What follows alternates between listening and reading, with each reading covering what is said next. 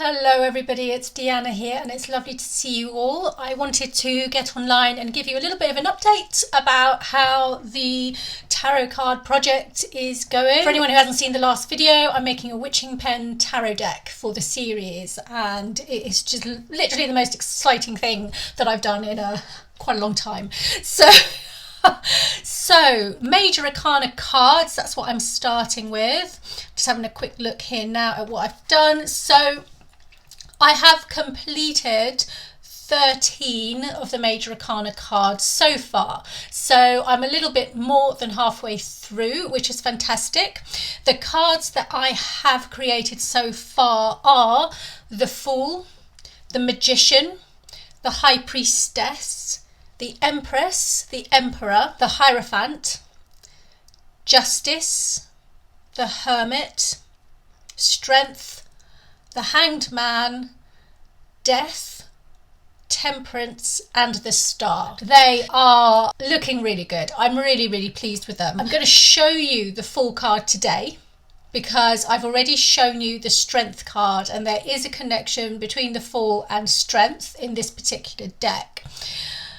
Bearing in mind all the cards that I show you right up until production, please consider them to be in draft stages because as we go and as I create more of the cards, I may decide to add a little bit here, a little bit there, tweak this, tweak that. What I want to talk to you about before I show you the Fool card is packaging. I would really like your opinion on the kind of packaging that you'd like. Independently made tarot decks that are not mass produced, not commercialized, not, bought on Amazon, they tend to be more expensive than commercial brands. That's just the way it is. You're looking at between 50 and 70 pounds for a deck, and it depends on the kind of packaging you want as to the price.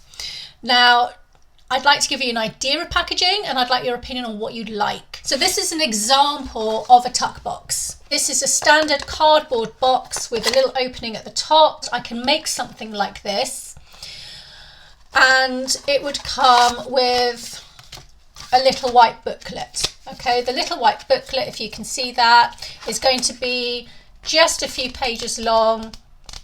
I'll give you some information on the meanings of the cards. The inside of the tuck box will be plain.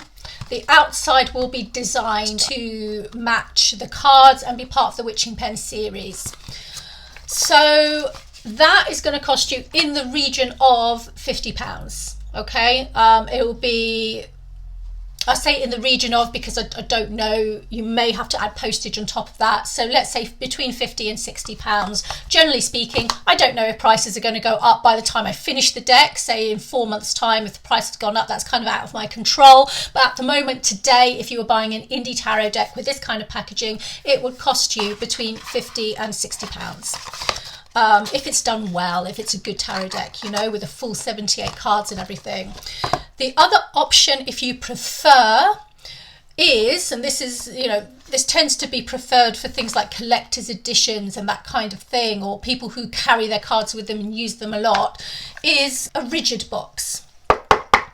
Okay, so that's hard cardboard. It's literally like a cardboard box. Often it will have some kind of lid that you can take off. I will custom design it. So again, just like with the tuck box, it would have the design of the Witching Pen on the front of it.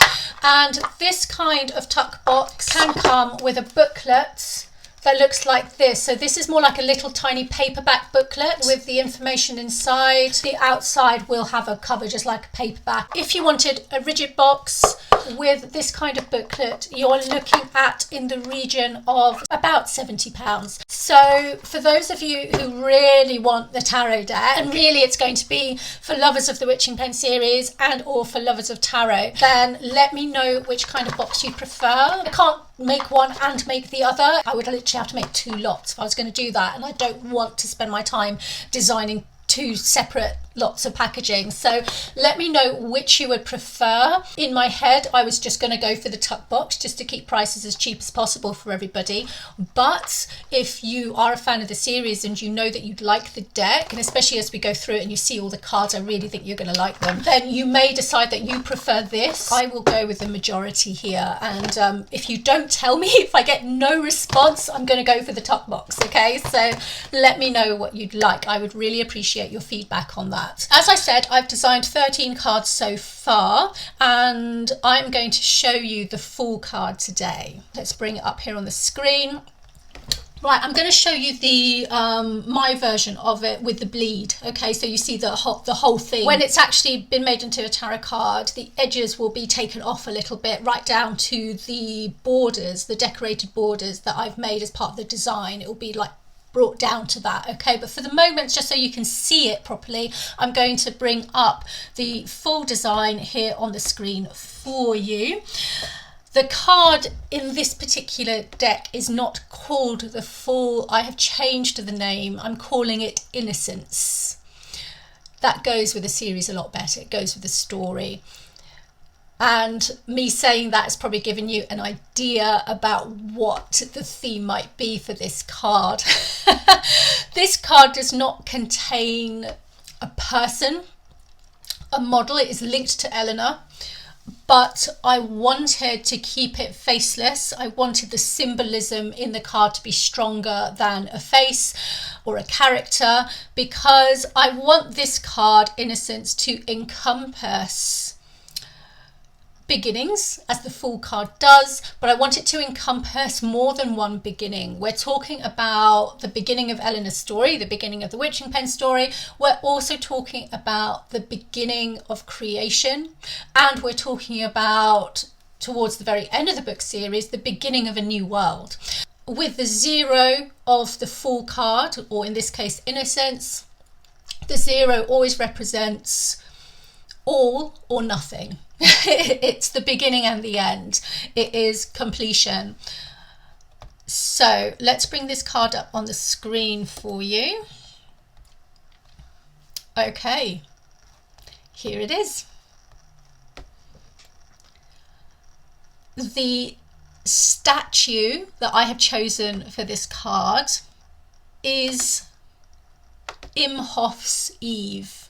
The creator was called Heinrich Max Imhof. It depicts a nude female figure with her right hand placed close to her face. You don't see her right hand on the tarot card because I kind of don't need that. And her left hand on a support next to her left leg. The support itself is carved with a snake and details of a fruit tree. I really liked the snake on her left side. In the traditional tarot card, we usually have a dog, and it's not always on the left side, but usually, and in the Rider-Waite deck, it is on the left side of the Fool. And in the Solar Busker Tarot, which I've got here, the Fool card actually has a crow, again on the left shoulder of the Fool. The left side associated with the more negative and shadow aspects. The crow itself, at this time, that when this card was created in the 1400s, the crow was connected to malady, to unfortunate events. And there was always this element with the Fool card that you're about to enter a new adventure, and is it going to be great, or is there going to be a tragic accident? So I wanted the snake around this bust on the left side of her, which is one of the reasons I chose this statue. The other reason I chose this statue is, of course, it is of Eve, and this is a nod to two things in the Witching Pen series. The first is actually to the companion novel Saving Eve. Now, while it's not directly part of the Witching Pen series, it is the story that Lucifer tells Catherine in The Last Dragon. So it is entwined with the Witching Pen series. So I wanted to have a representation of Eve somewhere here. And of course, she represents the very beginning. So it completely made sense for me to use her as the Fool card, or in this case, the Innocence card.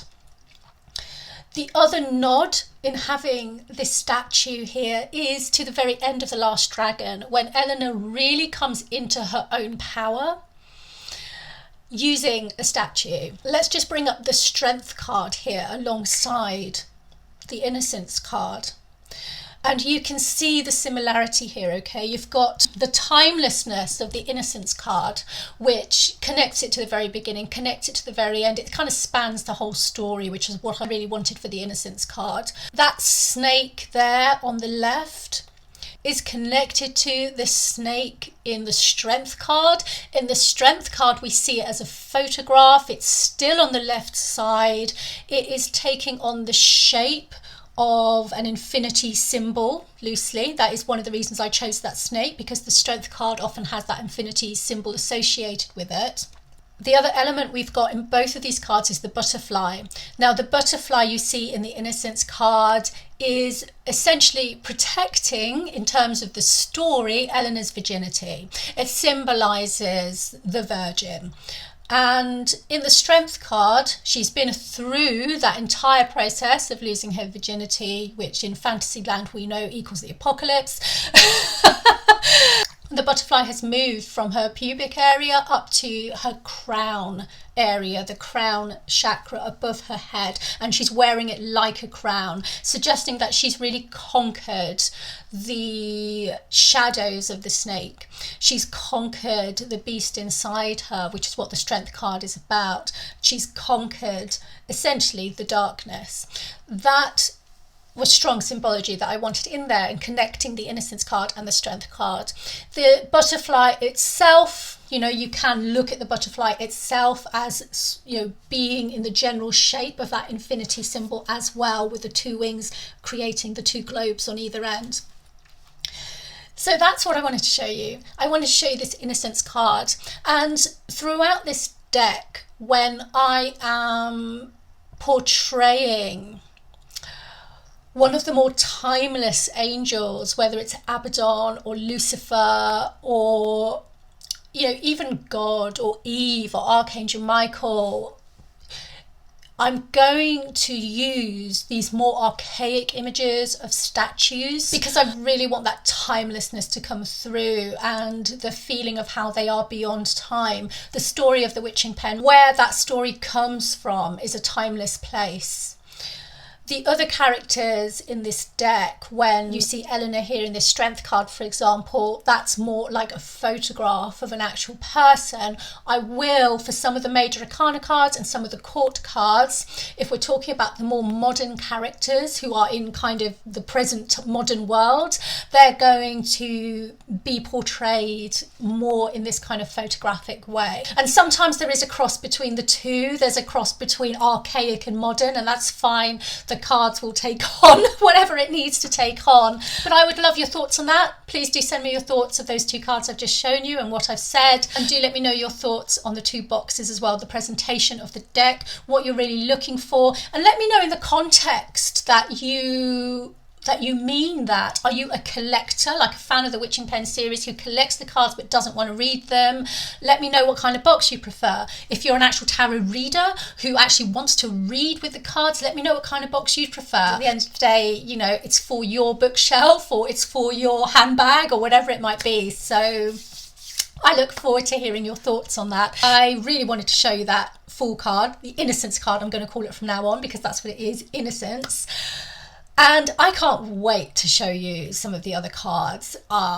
It's just looking so good, this deck. I'm in the process now of thinking about the suits. Okay, now that I'm halfway through the Major Arcana, I'm getting ideas for the colours of the suits and how I want to portray those.